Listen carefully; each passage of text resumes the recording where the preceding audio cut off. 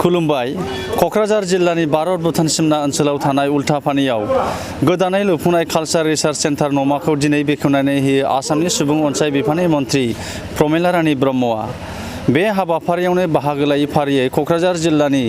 बड'लेण्ड फरायसा आफादनि आफादगिरि देरहासार ब्रह्मजों लोगोसे गुबुन गुबुन बिबानाव थानाय बिबानगिरि बिथांमोनहा दिनैहाय जोंनि नैबे कालचारेल रिसार्च सेन्टारखौ बेखेवनो थाखाय जोंनिनो मानगोनां आसामनि मिनिस्टार बायद' बिथांखौ दिनैहाय बेयाव लेंबोनाय जादों आरो गांसे आर'नाइजों बरायग्रोनानै लानो थाखाय आखायाव लाबोदों।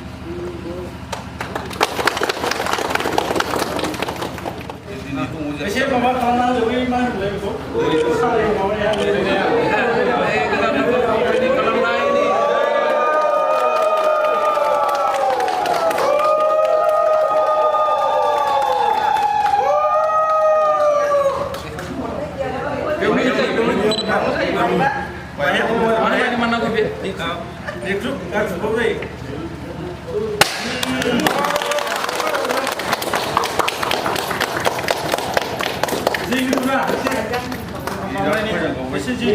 गोदान नखरखौ ओपनिं खालामनायनि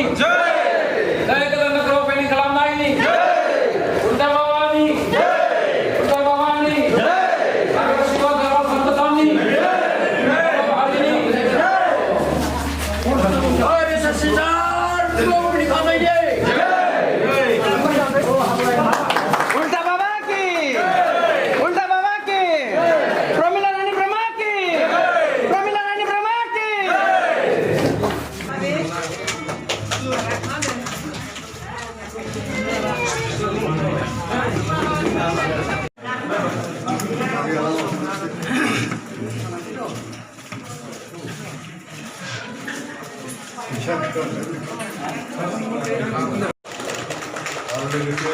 जोंना बे जिनाखि जोंनि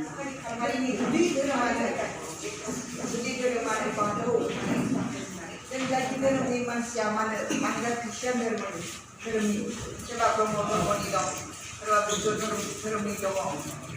हिन्दुनि दङ थेवब्लाबो जोंनि आदि धोरोमा बाथौ जों थारमाने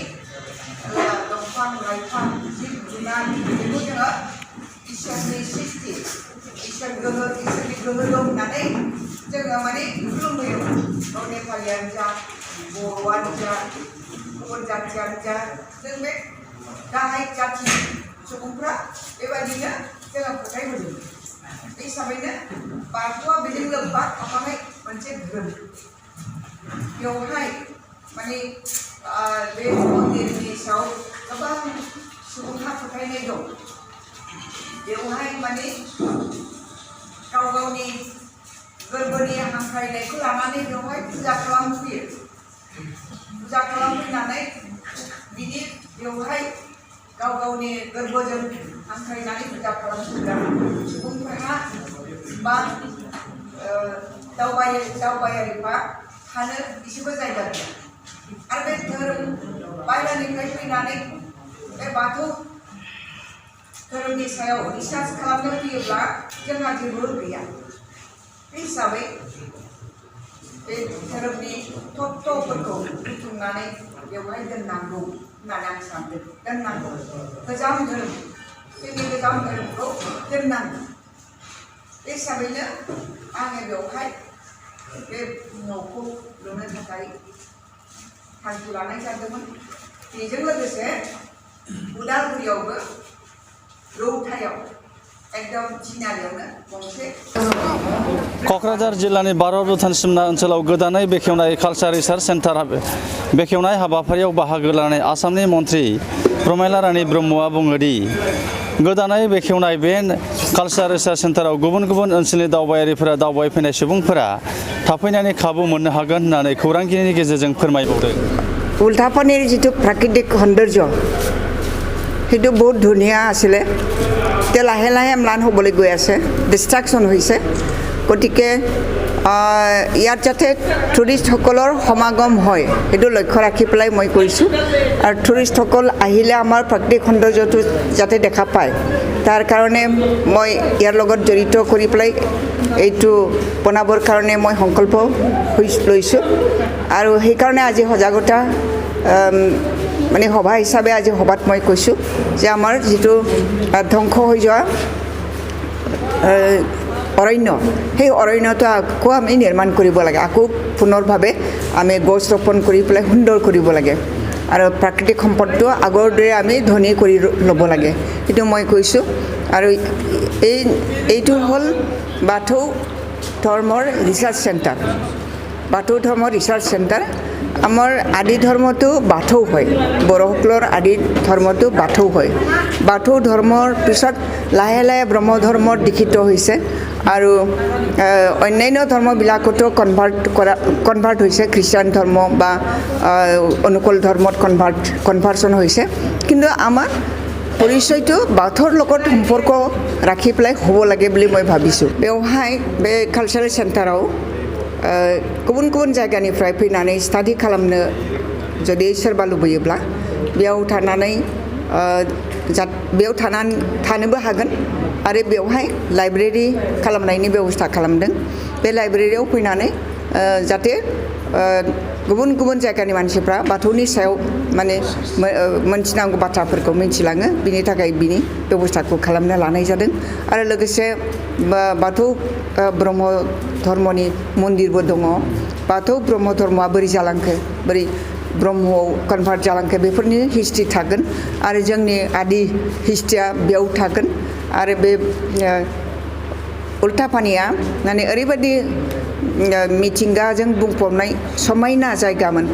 बेखौ जायनोखि गोदो नुदों बिथांमोननि गोसोआव दाबो माने रोमै रोमै दङ जे उल्टापानिया माबायदि जायगा बे उल्टापानि होनबा दाबो जोंनि क'क्राझारनि मानसिया उल्टापानियाव ओरैबायदि प्रग्राम दं होनबा बयबो माने लैहोर लैहोर फैनो थाखाय गोसो जायो बिनि खारना जाहैबाय बेवहाय माखासे मिथिंगानि थुबिर थानाय माखासे समायना माबाफोर दङ जायगाफोर दं जेरै सिकनाझार दङ मास भान्डार होननानै बुङो बेवहाय बिराद ना भान्डार बेवहाय बिराद ना थायोमोन जों उन्दै समाव जोंनि आफामोनहा बेवहाय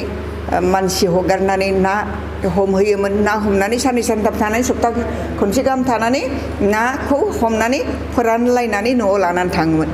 बेबायदिमोन गोदोनि दिनाव दा बेफोर माने